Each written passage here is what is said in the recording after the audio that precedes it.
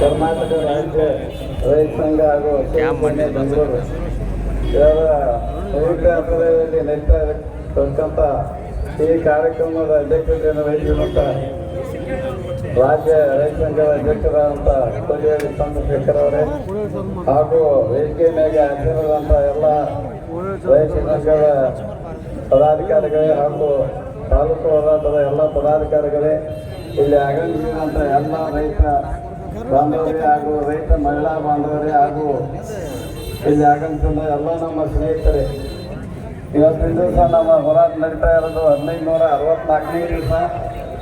ಈ 1564 ದಿವಸಗಳಲ್ಲಿ ನಾವು ಸಾಕಷ್ಟು ಸಲ ಬೆಂಗಳೂರಿಗೆ ಹೋಗಿ ಸಾಕಷ್ಟು ಸಲ ಮುಖ್ಯಮಂತ್ರಿಗಳು ಮನವಿ ಮಾಡಿಕೊಟ್ಟಿದ್ದೀವಿ, ಮನವಿಗಳು ಕೊಟ್ಟು ಬಂದಿದ್ದೀವಿ. ಬೊಮ್ಮಾಯಿಯವರು ಯಾವುದೋ ಸೂತ್ರ ಏನೋ ಬಂದಿದ್ದಾರೆ, 3-4 ಸಲ ನಾವು ಬೆಂಗಳೂರಿಗೆ ಹೋಗಿ ಮನವಿ ಮಾಡಿದ್ದೀವಿ. ಎಲ್ಲ ಬರೋ ದಿನಗಳಲ್ಲಿ ನಾವು ತಾಲೂಕನ್ನು ಘೋಷಣೆ ಮಾಡ್ತೀವಿ ಅಂತ ಬಂದರು, ಮಾಡದೆ ಹೋದರು. ಅದೇ ರೀತಿ ನಮ್ಮ ಸಿದ್ದರಾಮಯ್ಯ ಸಾಹೇಬರು ಮಾಜಿ ಮುಖ್ಯಮಂತ್ರಿಗಳು ಹಾಗೂ ವಿರೋಧ ಪಕ್ಷದ ನಾಯಕರಿದ್ದರು. ಅವ್ರ ಮನೆಗೆ ಹೋಗಿ ನಮ್ಮ ಬೇಡಿಕೆಯನ್ನು ಇಟ್ಟಾಗ ನಾವು 380 ಜನ ಹೋಗಿದ್ದೀವಿ. ಎಲ್ಲ ಮುಂದಿನ ದಿನಗಳಲ್ಲಿ ನಮ್ಮ ಸರ್ಕಾರ ಬರ್ತಾನೆ ನಾವು ಮಾಲಿಕಪುರಂ ತಾಲೂಕು ಅಂತ ಘೋಷಣೆ ಮಾಡೈತಿ ಅಂತ ಅನ್ನುವಂಥ ಮಾತನ್ನು ಹೇಳಿದರು. ಆದರೆ ಅವರು ಸಹಿತ ಘೋಷಣೆ ಮಾಡದೆ ಹೋದರು. ಈಗ ಬಂದಂಥವರು ಡಿ ಕೆ ಶಿವಕುಮಾರ್ ಅವ್ರು ಮಾಡ್ತಾರನ್ನೋ ಆಸೆಯಲ್ಲಿ ನಾವು ಮುಂದುವರಿತಾ ಇದ್ದೇವೆ.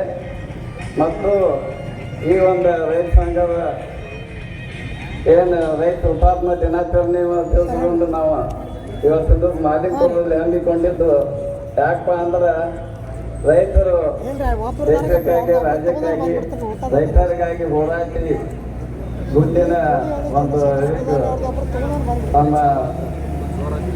ಹೊಂದಿದ್ದಾರೆ. ಅವರಿಗೆ ನಾವು